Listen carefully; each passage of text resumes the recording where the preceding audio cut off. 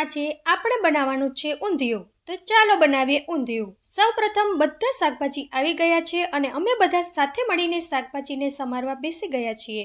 તો સૌપ્રથમ બધા શાકભાજી જેવા કે નાના રીંગણા, બટાકા, રતાળા, સક્કરિયા, સુરણ, કાચું કેળું, પાપડી અને તુવેરના દાણા સારી રીતે ધોઈ સાફ કરી લીધા છે। પછી રીંગણા અને બટાકામાં ચીરા પાડી નાખો અને બાકીનું શાક લાંબા અને મોટા ટુકડામાં કાપી લેવાનું છે।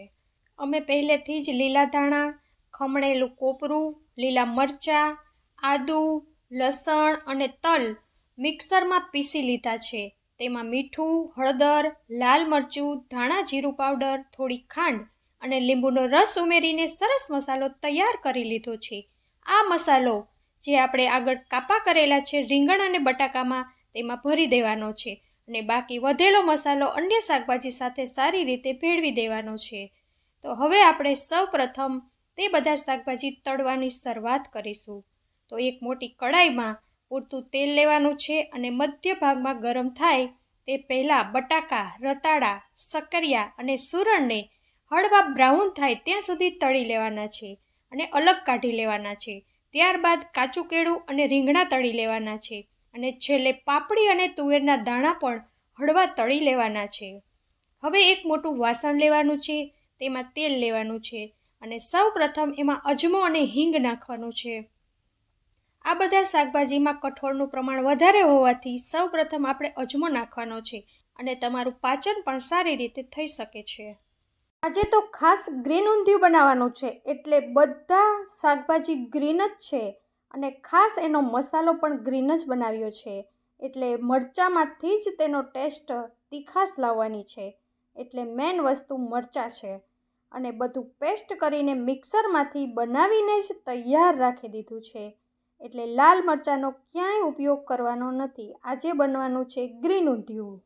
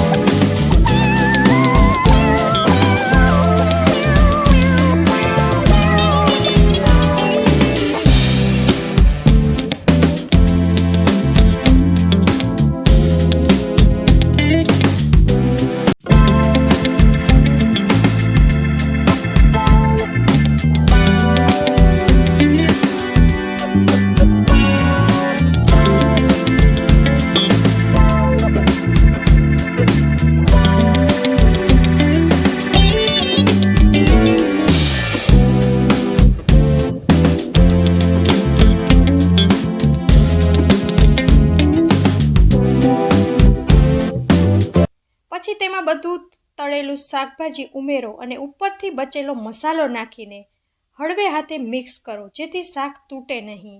હવે આ શાકને ઢાંકણ મૂકીને ધીમી આંચે 10 થી 15 મિનિટ સુધી રાખવાનું છે, તેથી મસાલાનો સ્વાદ સારી રીતે શાકમાં સમાઈ જાય.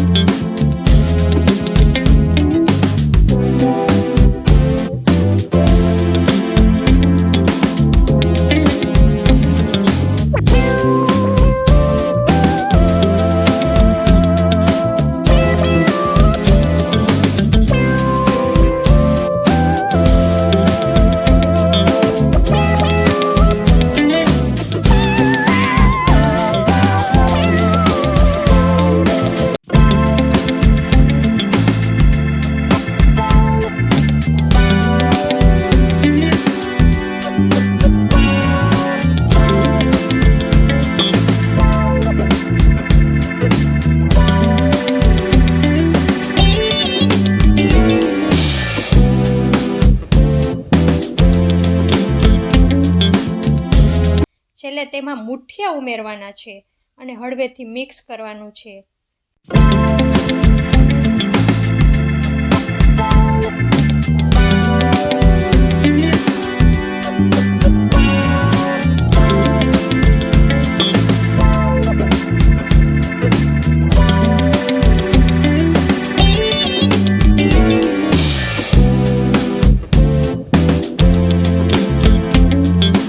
વચ્ચે એકાદ વાર હળવેથી હલાવી લેવાનું છે.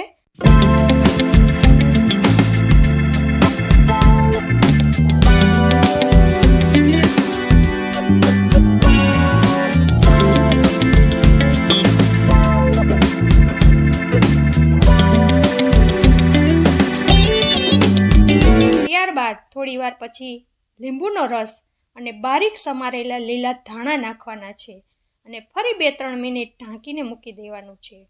હવે તમારું બધું શાકભાજી તળીને બનાવેલું સ્વાદિષ્ટ ઊંધિયું તૈયાર છે.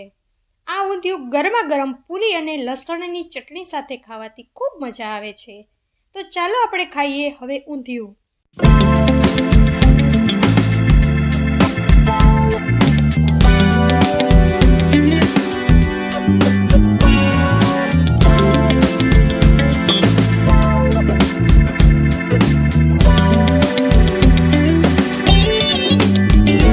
ઊંધિયું તૈયાર થઈ ગયું છે અને હવે બધા અહીંયા પહોંચી ગયા છે ઊંધિયાનું ટેસ્ટ કરવા માટે.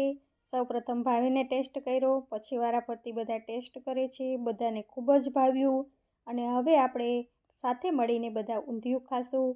તો આજની રેસીપી તમને ગમી હોય તો વિડીયોને લાઈક કરી કમેન્ટમાં તમારા મંતવ્ય જરૂર લખજો કે તમને પણ ઊંધિયું ભાવે છે કે નહીં, તમે પણ આવી રીતે ઊંધિયું બનાવો છો કે નહીં.